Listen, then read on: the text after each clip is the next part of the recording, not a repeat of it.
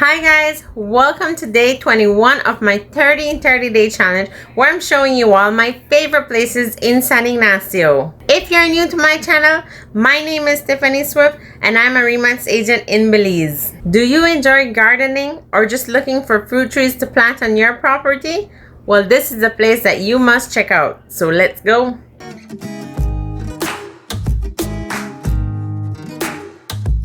Welcome to the garden shop.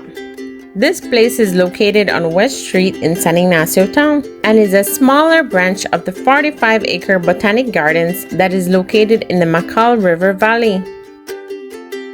You can also arrange for a tour of the main Belize Botanic Gardens, which is about 30 minutes from San Ignacio.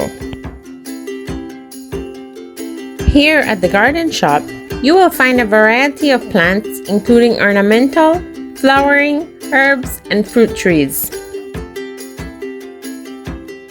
The garden shop also offers a large selection of local and imported health foods, eco-friendly products, book exchange, soil, pots, and other gardening essentials.